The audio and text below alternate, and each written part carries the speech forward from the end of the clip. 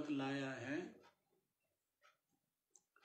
बताया है कि ये जो संपूर्ण दृश्य जगत है ये बुद्धि दोष से जो अद्वय निर्विशेष ब्रह्म है उसमें भासता है।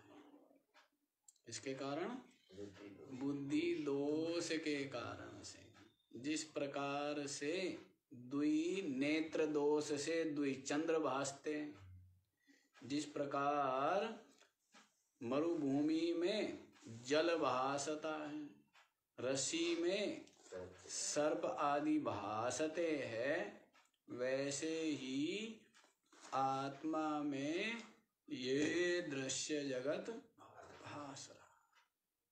तो ये बतला दिया है। और समाधि में ये संपूर्ण विकल्प क्या होता है? विलय को प्राप्त हो जाता है। वस्तु तत्व का सम्यक रूप से ग्रहण होने पर आत्म वस्तु का स्वरूप का, तो ये दृश्य, ये जो संपूर्ण विकल्प है ये क्या होता है? विलय को प्राप्त हो जाता है और अद्वितीय चिन्मात्र ब्रह्म सत्ता ही शेष रह जाती है। तो ये बतलाया है। हाँ, उसके पश्चात बतला रहे हैं कि जिस यति ने क्या किया है? जिसका चित्त शांत है, इंद्रिया दांत है, विषयों से सर्वथा उपरत चित्त वाला है और जो क्षमा युक्त है, हाँ? समाधि निरंतर आत्मचिंतन करता हुआ स्वस्य सर्वात्म भावं कलयति, अपना अपने को सब में आत्म भाव रूप से अनुभव करता है। इस संपूर्ण भूत उपाधियों में जो चेतन तत्व है वह मैं ही हूँ, ऐसी उसकी चिन्मयी व्यापक दृष्टि क्या होती है? जैसे जीव की दृष्टि परिच्छिन्न बनी रहती है कि मैं शरीर हूँ, मैं इंद्रिया हूँ, मैं प्राण मन बुद्धि हूँ, मैं जीव हूँ, ऐसी सीमित बुद्धि बनी रहती है। लेकिन इस जो यति है इसकी क्या बुद्धि है? व्यापक बुद्धि है कि संपूर्ण शरीरों में जो चेतन तत्व है वह मैं ही, सब में आत्म भाव देखता हुआ, सब में अपनी आत्मा को ही लखता हुआ। तो इसलिए दूसरा न होने से राग द्वेष की संभावना नहीं होती है, क्योंकि सब में क्या है? एक को ही देख रहा है ना, मैं को ही देख रहा है। यदि दांतों से जीभ कट जाए तो क्या करते हो? हाँ? दांत से यदि जीभ कट जाए और अपने ही हाथ से यदि अपना नाखून लग जाए तो क्या करते हैं? हाँ? तो वैसे ही क्या है? सब में आत्म भाव होने के कारण वो किसी से कोई द्वेष आदि नहीं करता है, सब में आत्म भाव ही देखता है। इस कारण से तो ये बड़ा श्रेष्ठ बतलाया है ना। क्या बतलाया था? ये दूसरी अवस्था बताई थी।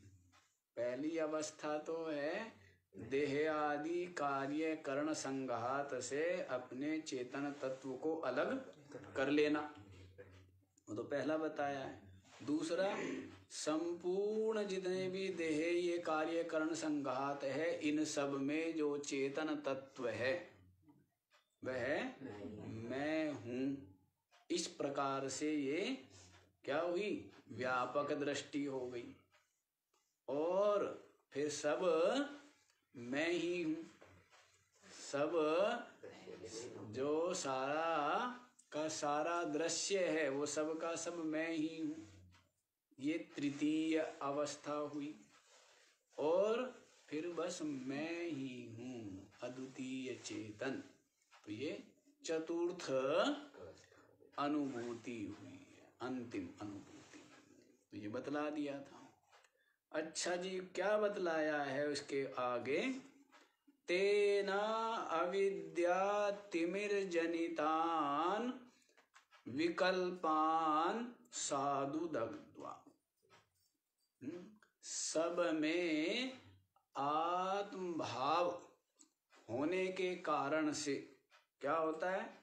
अविद्या रूप अंधकार से उत्पन्न जो विकल्प है उनको साधु दग्ध्वा, अच्छी प्रकार से जला करके। क्या बोला है? कौन यति? कैसा यति है वो? शांत है, दांत है, उपरत है और शांति युक्त। क्या है? क्षमा युक्त है, निरंतर आत्मचिंतन परायण है। ऐसा जो यति, ऐसा जो यतनशील है सन्यासी। सन्यासी बताया था ना कल। सन्यासी कौन है? कहे जी जिसने घर बार छोड़ दिया है वो क्या हो गया? ऐसा सन्यासी नहीं है। सन्यासी कौन है?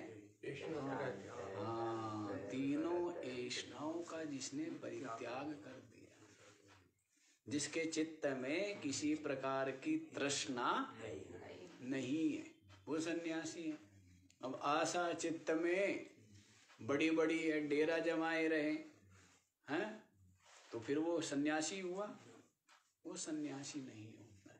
और जो सन्यासी नहीं है वो इस ज्ञान का, इस विद्या का, मुक्ति का अधिकारी भी नहीं है। सन्यासी ही अधिकारी है, जिसके चित्त में न पुत्रेष्णा है, न वित्तेष्णा है और न लोकेष्णा है। समस्त ऐष्णा, तृष्णा, वासना से रहित जो चित्त है जिसका, वही यति है, सन्यासी है। और वह ही निरंतर आत्मचिंतन करता हुआ स्वस्य सर्वात्म भावं कलयति, सब में अपने आप आत्म भावना का ही क्या करता है? अनुभव करता है। सब में मैं का ही अनुभव करता है। सभी शरीरों में, सभी संघात में किसका अनुभव करता है? मैं का ही अनुभव करता है। और इस प्रकार इस ज्ञान, इस अनुभूति के द्वारा क्या हुआ? अविद्या रूप अंधकार से उत्पन्न जो विकल्प है, अनेकों विकल्प है। अनेकों विकल्प क्या? ये विकल्पात्मक जगत दिख तो रहा ही है। हाथ, पैर, शरीर, आंख, नाक, कान, दरवाजा, खिड़की, पेड़ पौधे, पत्थर, लकड़ी, कुर्सी, प्रकाश, घड़ी, वस्त्र, कंबल, चश्मा, ये सब पूर्ण जो कुछ भी अंधकार, प्रकाश, सूर्य, चंद्रमा, दिन रात, सर्दी गर्मी, भूख प्यास, मान अपमान, निंदा स्तुति, अनुकूल प्रतिकूल, विषय वस्तु, पद प्रतिष्ठा, स्थान देश काल, जो कुछ भी ये संपूर्ण विकल्प है। ये सब के सब क्या है? विकल्प है। ये संपूर्ण विकल्प जिस प्रकार से स्वप्न में भासता है, सब भासता है। देश भी, काल भी, वस्तु भी सब भासते हैं। वहां पर नहीं भासते हैं?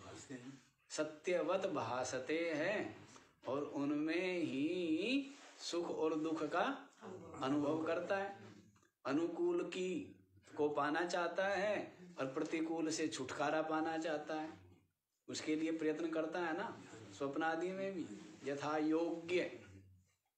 तो वैसे ही ये जो दृश्य जगत आपकी इंद्रियों के सामने विद्यमान है, तो इंद्रिया मन सहित ये संपूर्ण दृश्य जगत रूप ये सब क्या है, विकल्प है।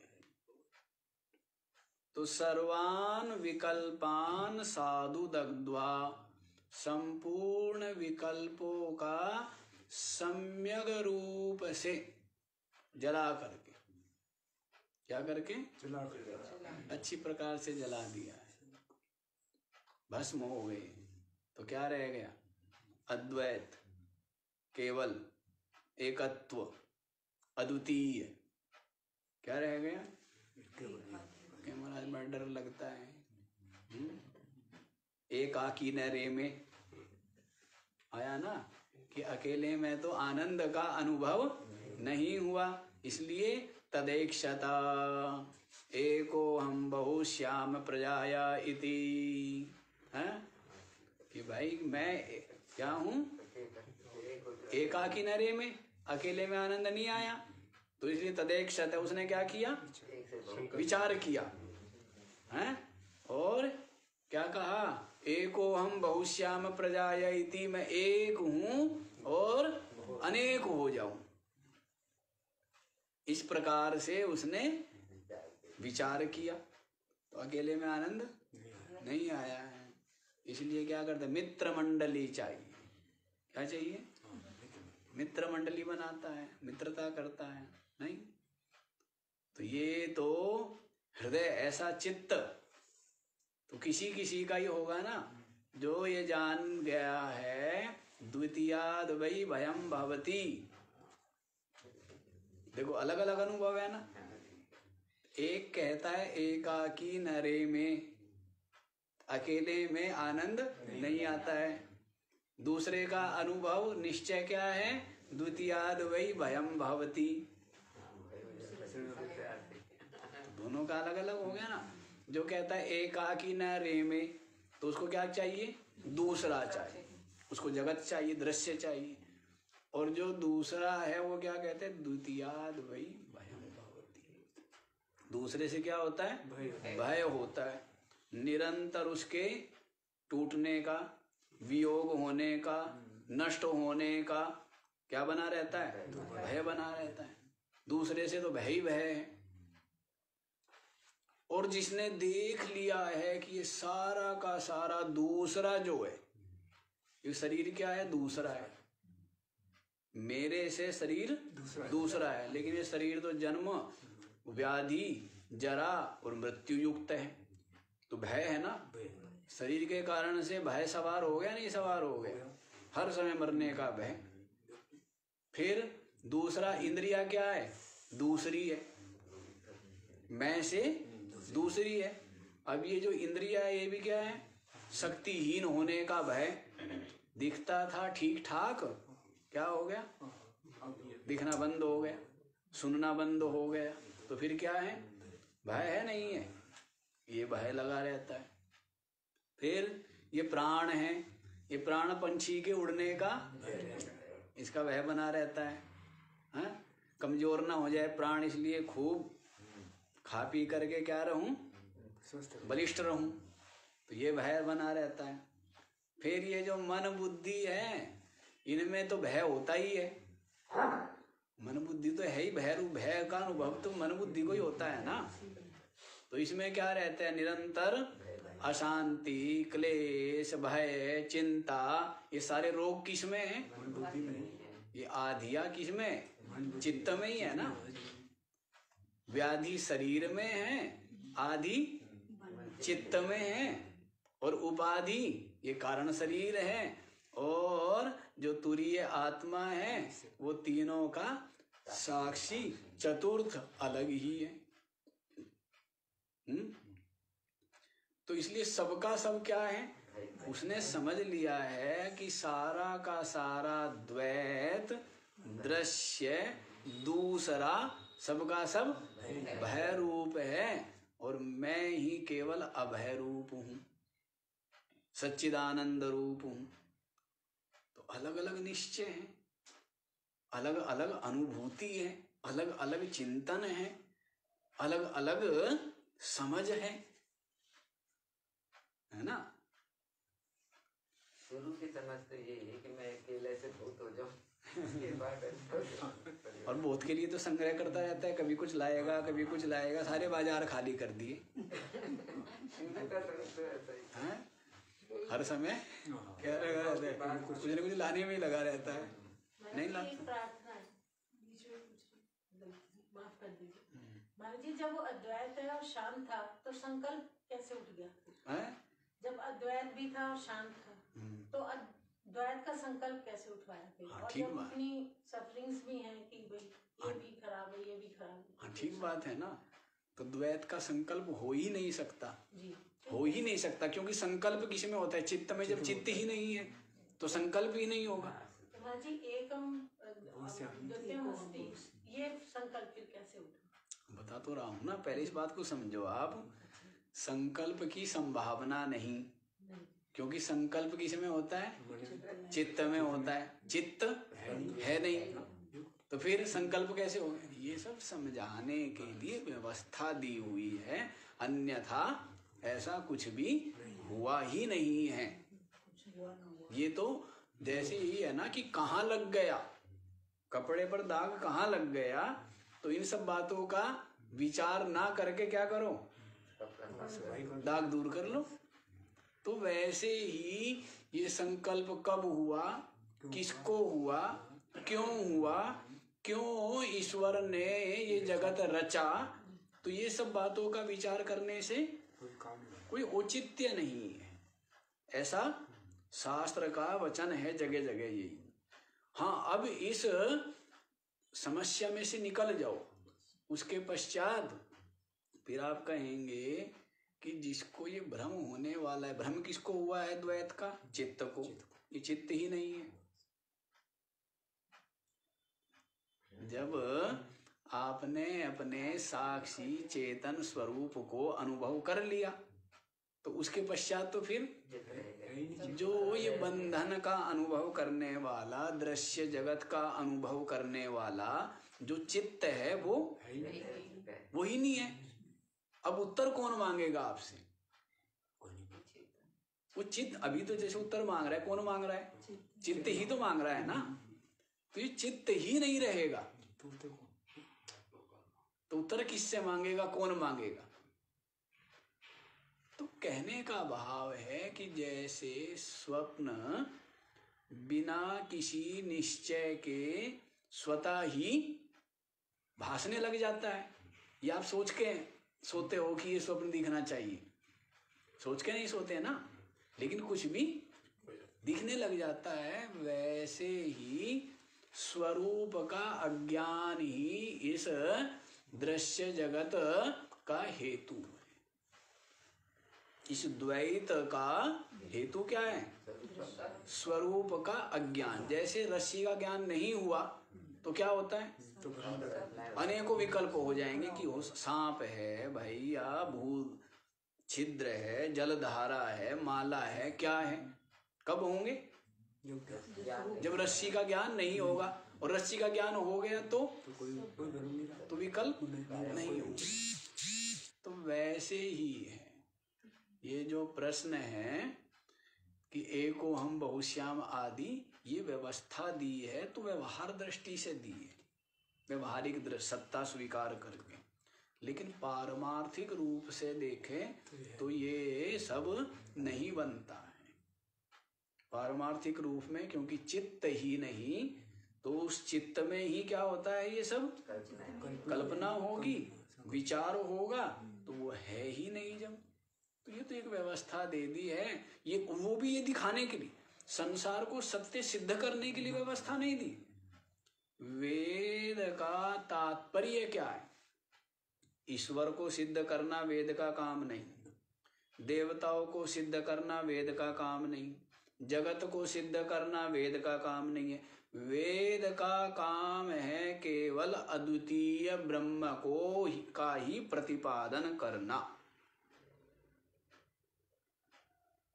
वेद का तात्पर्य पर्यवसान सारा का सारा किस लिए है? अद्वितीय ब्रह्म के प्रतिपादन करने में है, जगत को सिद्ध करने में, या किसी ईश्वर देव भगवान को सिद्ध करना वेद का काम। वेद का उन चीजों से अब है वो सब चीजें उसमें जगत का बताएंगे। ये श्रुति किसकी है? वेद की तो है ना, लेकिन मतलब नहीं है। मतलब हमें सिद्ध क्या करना है ना, उसको सिद्ध करना है, बाकी चीजों से मतलब नहीं है। जगत को सिद्ध करना या जगत की व्यवस्था देना, ये वेद इसके लिए प्रवृत्त नहीं हुए।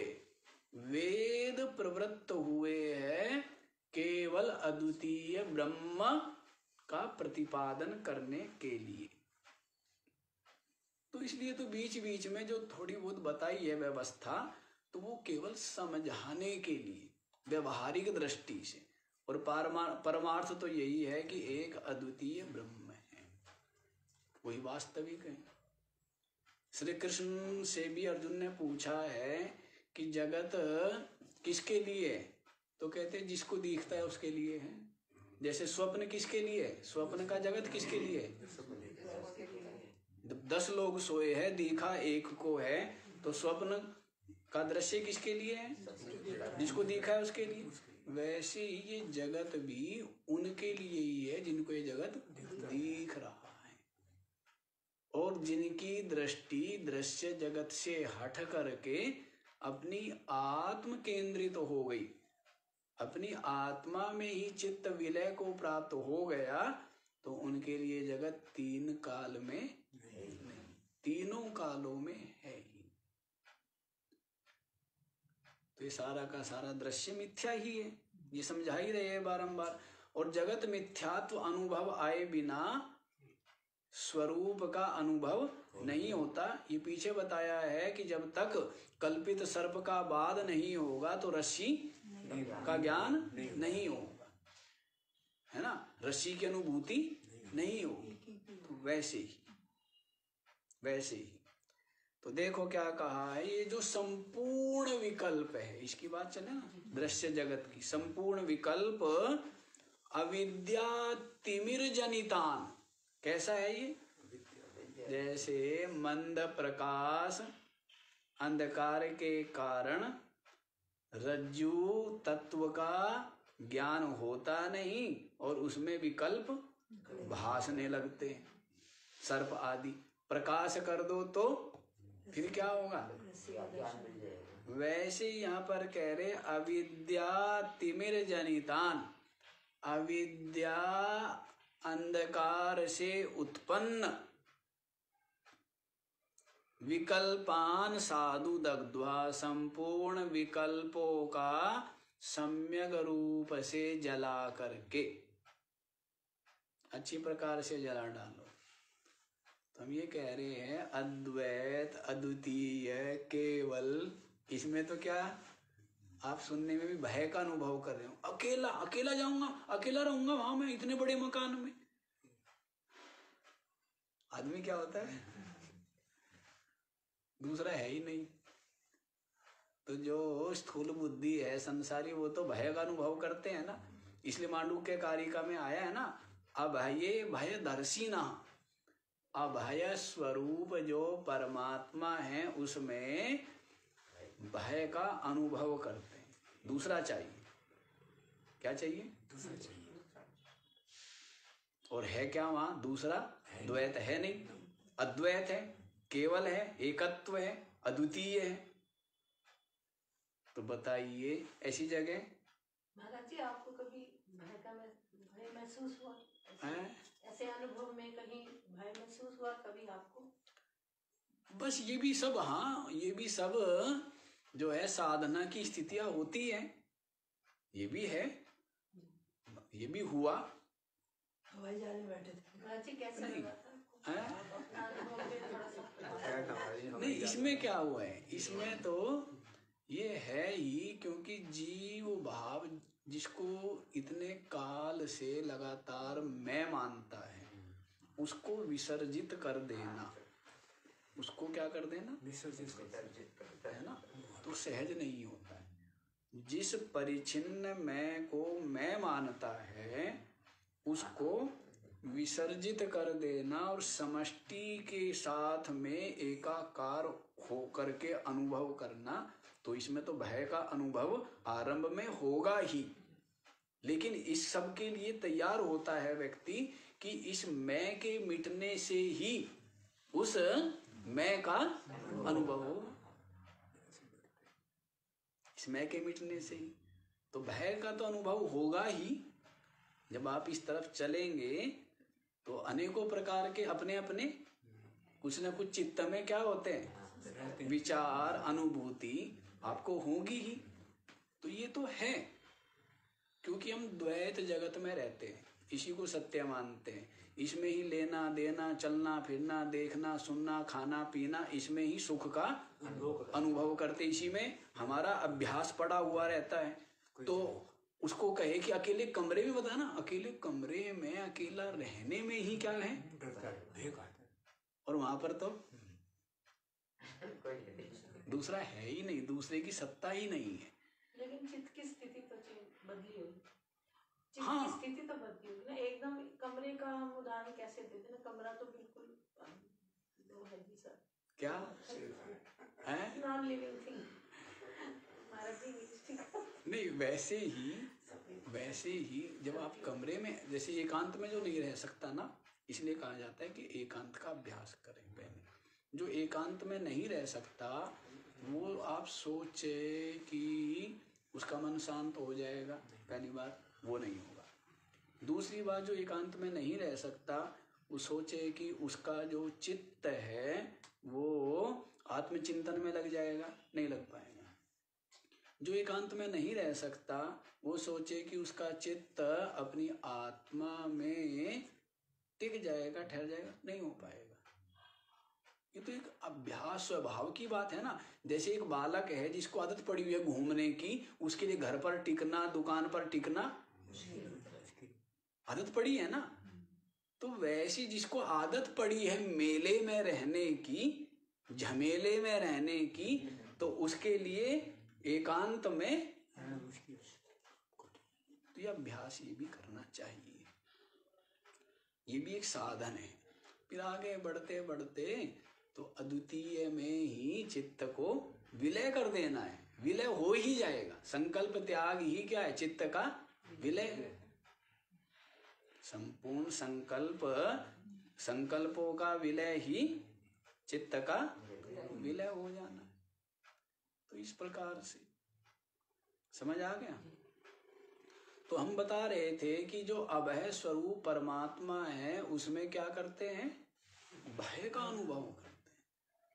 और ये सब बातें इसलिए नहीं कही जाती आपको डराने के लिए, इसलिए कही जाती है कि आपकी तैयारी ठीक हो, पक्की हो, पूरी तैयारी हो। ऐसे ना हो कि बिना तैयारी के जाए और फिर वहां से डर करके वापस भाग आए।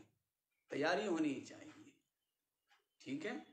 ये तैयारी होनी चाहिए कि चित्त विकल्प सब विलय हो करके एक रहे, उसमें मेरे को कोई भय नहीं। वहां पर माता अमाता भवती ऐसे करके आता है, कोई नहीं है, ना माता है, ना पिता है, ना भाई, ना बंधु, द्वैत है नहीं ना। ना आपकी इंद्रिया है, ना आपका शरीर है, स्वप्न में ही नहीं है, मतलब सुषुप्ति में ही नहीं है। सुषुप्ति में आप देखो आपका शरीर है क्या, है आपका स्त्री पुत्र आदि है क्या, मकान दुकान इंद्रिया कुछ है सुषुप्ति में आपका। इन सब को जो जानने वाला, अनुभव करने वाला चित्त है, वो भी नहीं है, वो भी विलय हो गया अविद्या में। तो वहां पर भी क्या है, देखो, लेकिन आप ये देखो वहां पर भी शून्य है, लेकिन वहां भय का अनुभव नहीं करता है, करता नहीं है ना। क्यों? क्योंकि चित्त में एक विश्वास है, उठेंगे फिर बस इतना ही भेद है। आपको बारंबार बताई कितनी अवस्था है, 3 तो आप जानते ही है, जागृत, स्वप्न, सुषुप्ति। चौथी अवस्था है तुरीय, है ना। तो जागृत जो जगत है, स्वप्न इस दृष्टांत के द्वारा जगत का मिथ्यात्व सिद्ध किया जाता है। तो जागृत और स्वप्न दोनों अवस्था समझो एक है। अब जैसे सुषुप्ति है और तुरीय है, सुषुप्ति में भी दृश्य क्या हो गया, चित्त का क्या हो गया, विलय हो गया, लेकिन वो बीज सहित गया है, वासना बीज उसमें है, इसीलिए फिर आंखें खुलती है। तो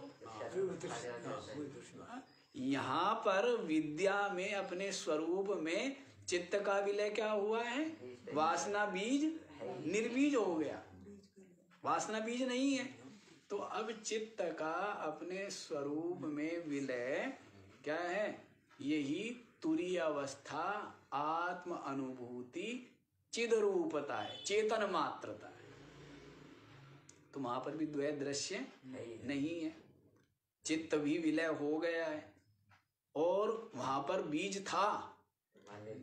अब बीज का तो बीज आपके पास है, फसल भले ही नष्ट हो गई है तो कितने ही बीज बो देंगे आप, भूमि मिल जाएगी तो फिर हो जाएंगे, लेकिन बीज ही नहीं लाए। कहीं कहते हैं ना कि बीज, अरे बीज ही नहीं आया तो फिर कुछ होगा। तो वैसे ही वासना बीज जो चित्त में पड़ा है, जिसके कारण से सारी सृष्टि उत्पन्न होती है। अभी वासना बीज क्या हो गया, निर्बीज हो गया। ज्ञान अग्नि में सबका सब जल गया, भस्म हो गया। तो अब चित्त का जो विलय हो जाना है, तो फिर अब ये वापस दृश्य जगत में जो सत्यत्व बुद्धि या सार बुद्धि या सुख बुद्धि, ये सब नहीं, ये भेद है। तो इस बात को समझ लीजिए आप, डरिए मत अपने आप से। किसे डरते हो, अपने आप से। दूसरे से डरते नहीं, अपने आप से डरते हैं। क्योंकि एकांत में कौन रह जाएगा, अपने आप से डर लगता है, और दूसरों से, दूसरों के साथ में सुख का अनुभव, लेकिन ये नहीं सोचता है दूसरों के साथ जो सुख है ये दूसरे नहीं रहने वाले, तो वो सुख कहाँ रहेगा। ये दूसरा नहीं रहने वाला, ये जो जगत है यही नहीं रहने वाला, तो सुख कहाँ रहेगा। तो दुख ही देंगे ना, जो न रहने वाले और अभी है ये क्या देंगे, दुख देंगे। लेकिन फिर भी इतना कायर है, फिर भी ये सोचता है कि जितना सुख मिलता है उतना ले ले, और उस दुख की को भूले रहता है कि इनके वियोग होने पर फिर जो महान दुख होगा उन सबको भूले रहता है ना। विचारवान जो है वो देखता है कि सबके सब तो दुख रूप ही है, तो क्यों ना मैं, ये मेरे को छोड़ेंगे इससे पहले मैं इनको छोड़ करके और अविनाशी जो अद्वैत तत्व है, आत्म तत्व, उसमें क्यों ना विराजमान हो जाऊं। ये सारा द्वैत, ये सारा दृश्य सबका सब मुझे छोड़ देगा। ये शरीर भी छोड़ देता है, हैं? सबका सब क्या करेगा, साथ छोड़ देंगे, तब कितना दुख अनुभव करता है ना। बहुत दिन से अपने पास कोई पशु रह रहा हो, वो भी चला जाता है तो क्या अनुभव करते हो, हैं? बहुत दिन से कोई अपने पास बच्चा रहता हो, कर्मचारी हो, तो उसके जाने पर भी क्या अनुभव करते हो, हैं? और वैसे ही सारे के सारे स्त्री, पुत्र, धन, शरीर आदि सभी भी छोड़ेंगे बारी बारी, तब कितने दुख रूप है, पर विचार नहीं करता है ना। देखो यहाँ समझ आ गया। यति ने क्या किया है, सर्वात्म भाव का अनुभव कर लिया है, सब में क्या करता है, और इस अनुभूति के द्वारा अविद्या रूप अंधकार से उत्पन्न संपूर्ण विकल्पों को साधु दग्ध्वा सम्यक रूप से जला करके ब्रह्माकृत्या निवसति सुखम निष्क्रियः निर्विकल्पः। ब्रह्माकृत्या ब्रह्माकार हो करके, क्या मैं ब्रह्म हूं, इस प्रकार से सुखम आनंद रूप होकर, निष्क्रिय अपने में क्रिया को न स्वीकारता हुआ, निर्विकल्प अपने में विकल्प नहीं है, इस प्रकार से निवसति विराजमान रहता है। मैं ब्रह्म हूं, इस प्रकार से सुख निष्क्रिय और विकल्प रहित होकर के विराजमान रहता है। क्या रहता है?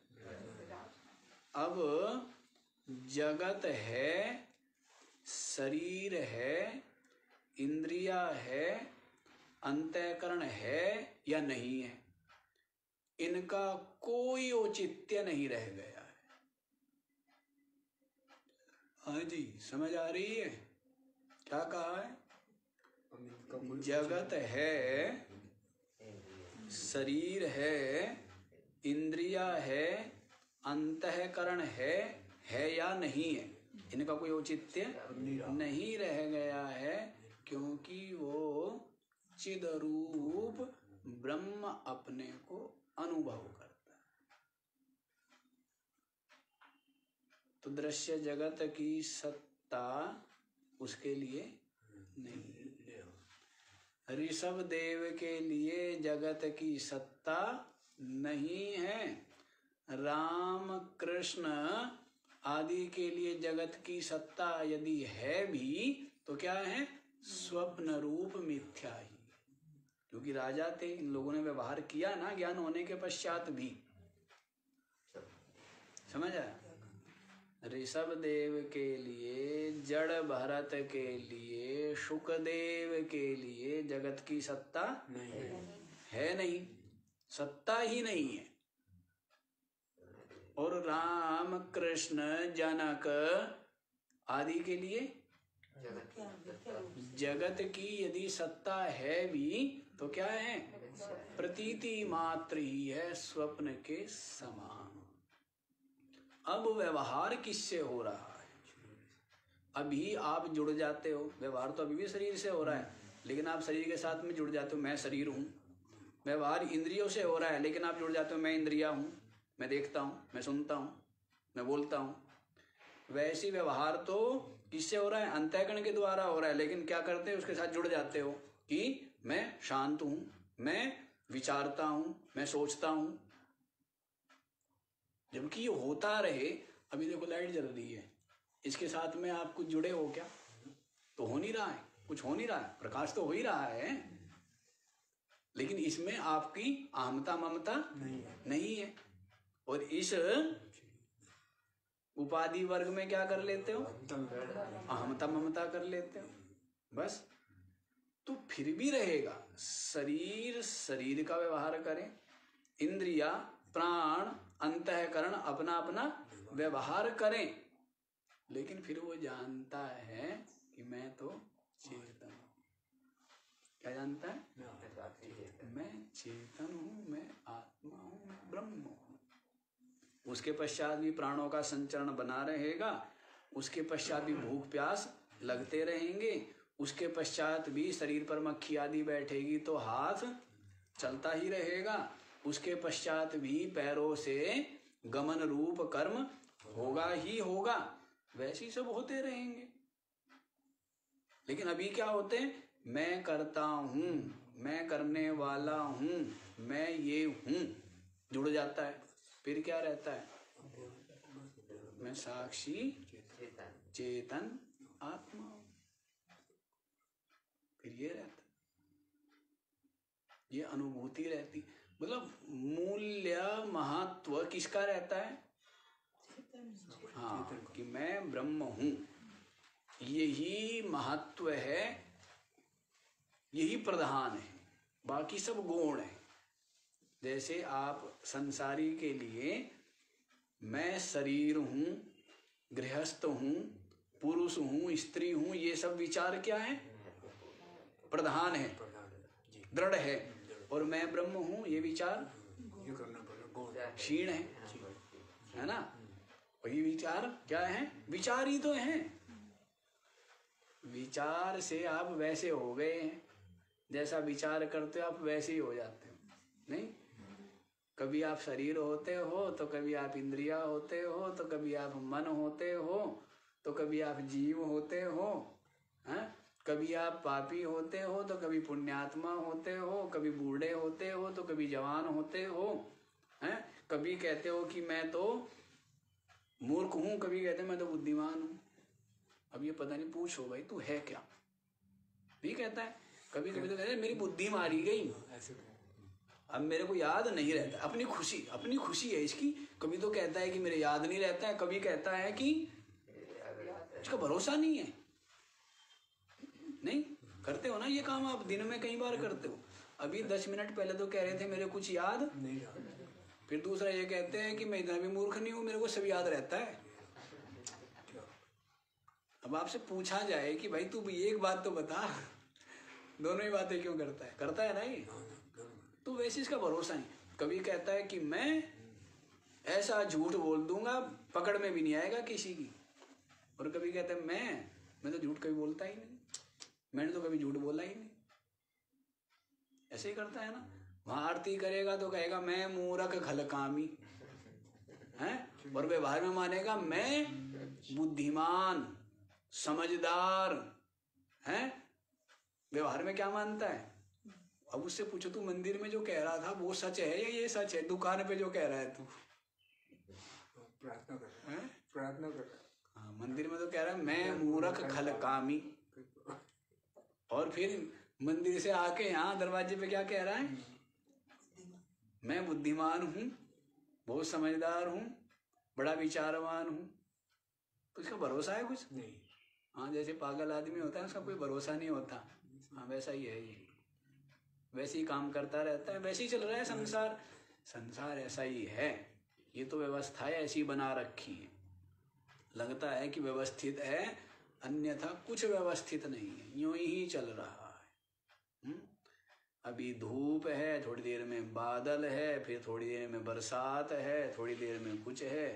तो क्या व्यवस्थित है? कोई व्यवस्थित, यूं ही चल रहा है।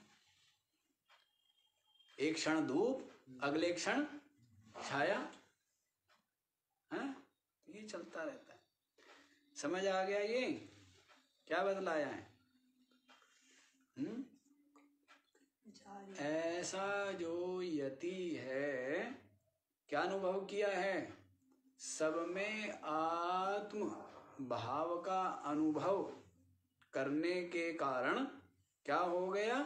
अविद्या से, अविद्या रूप अंधकार से उत्पन्न संपूर्ण विकल्प भस्म हो गया, और वह सुख निष्क्रिय निर्विकल्प ब्रह्माकार रूप से विराजमान रहता है, विराजमान रहता है। अब आप जो है ना अलग अलग लोक के प्राणी हो। मैं स्वप्न में गया, स्वप्न लोक में गया, है? स्वप्न लोक में गया तो वहां पर बहुत लोग मिले, और सबने कहा महाराज आप तो बहुत अच्छी अच्छी बात सुनाते हो, आप यहीं रहो, हैं? आप क्या करो? आप यहीं रहो, हमारे बीच में रहो। तो अब आप ये बताइए, मैं तो वहां पर भी नहीं रहने वाला हूं, उसको भी मैं देखने वाला हूं। वैसे ही अब जागृत जगत के प्राणी हैं आप। प्राणी आप क्या हो? इस जागृत जगत के प्राणी हो। आप भी क्या चाहते हो कि आप महाराज हमारे लोक में रहो, जबकि मैं 4 लोक में, 3 में नहीं, 4 लोक में स्वच्छंद पूर्वक विचरण करता हूं। आप क्या सोचते हो? सब अपने अपने लोक का प्राणी मेरे को समझते हो। आप क्या समझ रहे हैं कि मैं आपके लोक का प्राणी हूं, जबकि मैं आपके लोक का प्राणी नहीं हूं। स्वप्न वाले क्या समझ रहे हैं कि ये तो हमारे घर के, हमारे जगत के हैं, हमारे लोक के हैं। ठीक है। सुसुप्ति में वाले क्या है? वहां सब अविद्या रूप है, अंधकार रूप है। और चौथा लोक क्या है? आत्मलोक। तो मैं 4 लोकों में विचरण करने वाला हूँ। वास्तव में तो मैं आत्मा हूँ, मैं चेतन हूँ ना, शरीर तो मैं हूँ नहीं। आप क्या समझते हो कि आप तो शरीर हो और हमारे लोक के हो। स्वप्न वाले समझते हैं कि जी आप तो वैसे ही हमारी तरह के ही हो, हाथ पैर वाले, तो आप हमारे लोक के हो। लेकिन वास्तव में मैं कौन क्या हूँ? साक्षी हूँ, मैं चेतन हूँ, मैं आपके लोक का नहीं। आपके मध्य में इस शरीर में रहते हुए, इस जगत में रहते हुए भी मैं आपके लोक का नहीं हूँ। ये बात समझनी चाहिए। समझ आ रही है बात? इस शरीर में रहते हुए, इंद्रियों के द्वारा व्यवहार करते हुए ये आप नहीं हो। मैं ही मैं की बात नहीं है, मैं का मतलब चेतन। तो हम इसमें रहते हुए भी इनसे अलग हैं। शरीर से आप पक्के अलग हो, कच्चे अलग हो। देखो पहले ही अनुभव करो, ये जो संपूर्ण दृश्य है ये स्वप्न है। ये विचार किया करो निरंतर निरंतर, देखा करो आंखें फाड़ फाड़ करके। ये संपूर्ण दृश्य क्या है? स्वप्न है। किसी में बहुत ज्यादा गुण दोष ना देखो, राग द्वेष ना करो, आंखें खोलो और देखो सब स्वप्न है। ठीक है? और निरंतर ये भी चिंतन करो, ये जो शरीर दिख रहा है ना आंखों से, ये भी मैं नहीं हूँ। ये हाड़ मांस का शरीर, अस्थि मज्जा वाला ये जो शरीर है ये मैं नहीं हूँ। मैं इसको देखने वाला अविनाशी चेतन हूँ। एक दो विचार ज्यादा दृढ़ रखने चाहिए। एक तो ये संपूर्ण दृश्य स्वप्न है। ये जगत क्या है? स्वप्न है। आपका चित्त स्वतः ही शांत हो जाएगा और इसमें जो राग है वो स्वतः ही गलित हो जाएगा और ये आपके चिंतन का विषय नहीं होगा। स्वप्न है। थोड़ा सा विचार करोगे, श्रवण करोगे तो ये अनुभव में आ जाता है। ठीक है ना? ये सब अनुभव में आता है कि सब स्वप्न है। एक तो ये, दूसरा ये रखो कि ये शरीर जो है ये मैं नहीं हूँ, मैं इससे अलग अविनाशी चेतन हूँ। ये दो विचार तो निरंतर रखने ही चाहिए। तो धीरे धीरे बाकी विचार गलित हों। बाकी विचार क्या होंगे? विलय होते चले जाएंगे। ये विचार रहे, ये विचार सत्य है, ये जगत स्वप्न है, ये विचार क्या है? सत्य है। और मैं शरीर नहीं हूँ, मैं अविनाशी चेतन हूँ, ये विचार क्या है? सत्य है। तो सत्य सत्य रख लो, बाकी झूठे विचार क्यों रखते हो? मैं, मेरा, पराया, ये वो, ये सब क्या है? ये झूठे विचार है। बताया ना, बुद्धि दोष से। क्या बताया? बुद्धि दोष से अद्वैत निर्विशेष परमात्मा में मैं तू ये विकल्प खड़े हो जाते, भासते हैं। यही सुना है ना? तो विचार तो करना पड़ेगा जी, इधर परिश्रम करना पड़ता है। जैसे सेठ लोग जो है ना तिकड़मबाजी करते रहते हैं, कैसे व्यापार बढ़ाया जाए, कैसे क्या किया जाए, धन कमाया जाए, कैसे नोट आ गए हैं ना। क्यों जी? ये जो नोट आ गए हैं, कहाँ इनको कैसे एक एक नोट को क्या करेगा? तय करेगा ना। अंधेरे कमरे में, अंधेरे में करते लाइट में करते हैं? फिर उनको जो है ना, हाँ अंधेरे का मतलब एकांत, तो फिर उनको क्या करेगा?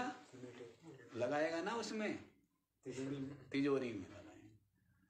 तो वैसे ही परिश्रम कर रहा है ना, बड़ा तन्मय होकर के, असावधानी ना हो जाए, हिसाब किताब रख रहा है। नोट भी गिनते हैं बहुत से लोग, तो क्या रखते हैं? नहीं, वो रखते हैं कॉपी पेन, नहीं कागज पेन चाहिए। 10 के इतने हो गए, 20 के इतने हो गए, 50 के इतने, 1000 के इतने। 1000 वाला तो चला ही गया बेचारा। 500 के इतने, 2000 के इतने रखते हैं ना सेठ लोग। हमने भी देखा है, हमने तो कभी ऐसा किया नहीं, पर लेकिन हम पता लगा कि हाँ भाई अच्छा यूं है काम, यूं होता है, ऐसा करते हैं ना लोग।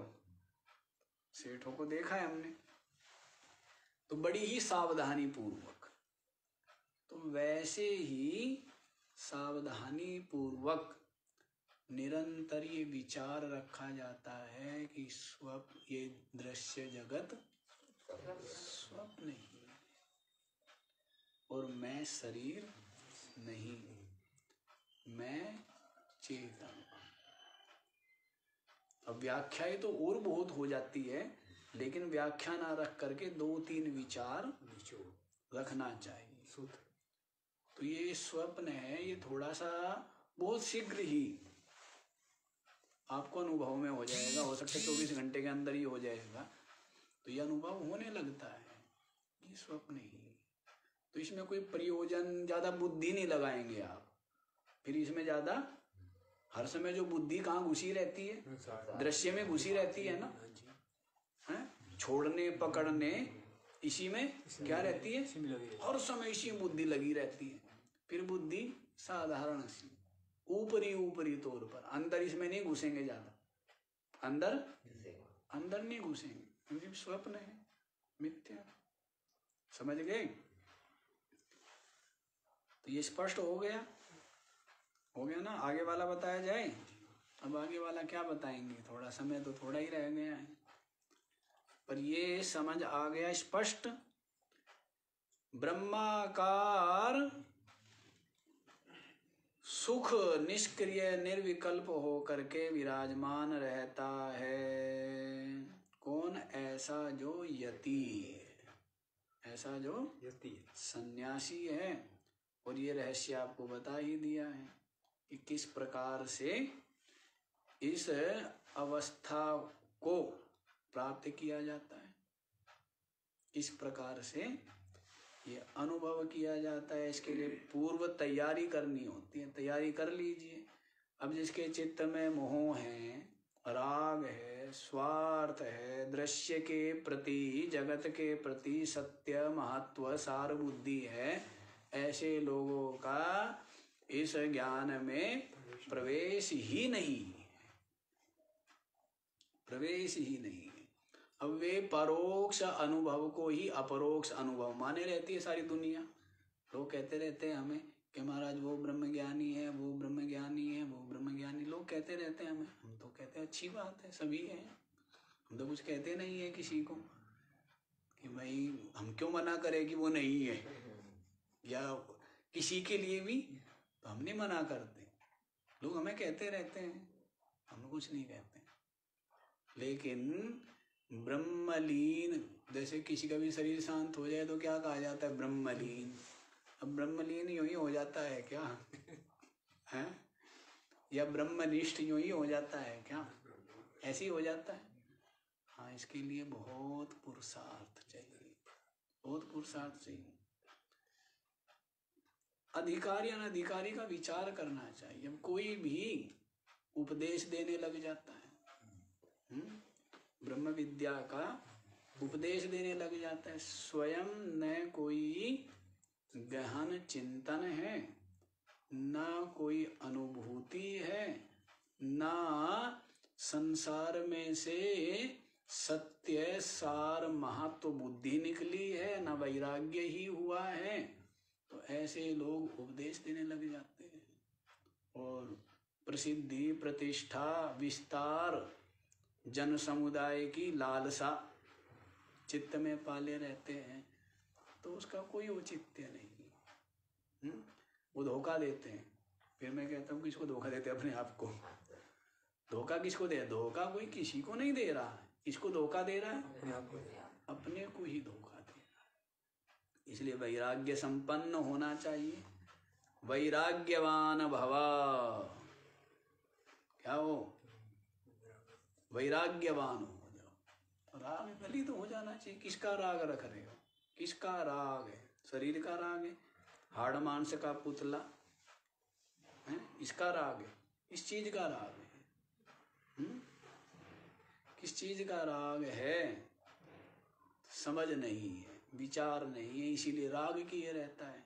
नस्वर असार व्यर्थ की दुख रूप वस्तुओं का क्या किए रहता है? राग किए रहता है। राग किए रहता है। वैराग्य हुआ नहीं है तो बोध कहाँ से होगा, अनुभूति कहाँ से होगा? पुरुषार्थ कीजिए, किसी बहकावे में नहीं रहिए और थोड़े में ही संतोष का अनुभव ज्ञान में नहीं करना है। पूर्ण अनुभूति और समय का भरोसा नहीं है। कर तो रहे हैं महाराज, कर तो रहे, हो जाएगा, लगे हुए, कभी नहीं होगा। कब होगा? जब आपको ये निश्चय होगा करना ही है, केवल यही करना है और कुछ यही करना है। जब ऐसी आपकी बुद्धि होगी, इसके करने के लिए जन्म मिला है, यही करना है, ये नहीं किया तो कुछ भी नहीं किया, तब कुछ कर पाएंगे। अन्यथा कर रहे हैं हो जाएगा, ऐसे लोगों का कभी भी नहीं होगा। बहुत लगन चाहिए ना। मुमुक्षा का मतलब है तीव्र मुमुक्षा, तीव्र वैराग्य, तीव्र मुमुक्षा, दो बोले हैं ना, शुरू में बोल दिया है। वैराग्यस्य मुमुक्षुत्वं तीव्रम यस्य तु विद्यते तस्यैवार्थवन्तः स्युः फलवन्तः क्षमादया। वैराग्य और मुमुक्षुता जिसकी चित्त में तीव्र है, उसके लिए ही ये जो समदमादि षट संपत्ति है, ये क्या होते हैं? अर्थवान भी होते और फलवान भी होते। अब वृक्ष तो लगा लिया, फल आए नहीं, क्या? वृक्ष लगा दिया है और फल आए नहीं है, तो क्या लाभ हुआ? तो वैसा ही होता है, फल तो लगता नहीं है ना। ज्ञान का फल, मुक्ति का फल, इसका फल ज्ञान मुक्ति का फल कहाँ लगेगा?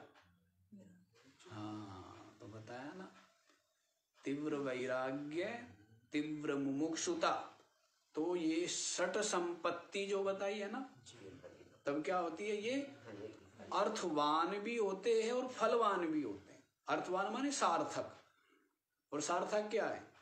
जैसे वृक्ष की सार्थकता इसमें फल में ही है ना, तो वैसे ही ये समदमादि अर्थवान और फलवान होते हैं। ज्ञान रूपी फल, मोक्ष रूपी फल की प्राप्ति होती है। तो आज इतना ही रख लीजिए। तो हेतु क्या हो गया? तीव्र वैराग्य और तीव्र मुमुक्षुता। तभी आप इस शास्त्र श्रवण के पात्र हैं, अन्यथा आप, भीड़ होनी चाहिए, सुनना चाहिए। देखो, विलक्षण विलक्षण बुद्धि होती है, अपनी अपनी बुद्धि होती है। हमारी बुद्धि होती है कि हमें कोई सुने ही ना, ये होती है दो चार ही सुने, ज्यादा नहीं। हमें तो लगता है कि दो चार और आ जाए ना, तो ऐसा लगता है कि फालतू क्यों आ गए, ऐसा लगता है दो चार ही ठीक है, भीड़ की वो नहीं है। और लोगों की ज्यादातर ये अच्छा होती है कि भीड़ सुने, ज्यादा सुने, और अपने को लगता है कि कम से कम लोग सुने। जितने कम सुनेंगे और निरंतर सुनेंगे, उतना वो हमारे शब्दों के भाव को, अर्थ को समझेंगे। परिश्रम भी कम करना होगा और वे जीवन में आगे भी बढ़ेंगे आत्मानुभव की ओर। तो अपनी इच्छा ही नहीं होती कि जी वो है या वो है या वो है। भाई जो जहाँ है ठीक है, नमस्कार है, यहाँ जरूरत नहीं है, वैकेंसी नहीं है, वैकेंसी फुल है यहाँ पर। तो आज इतना ही बाकी। ओ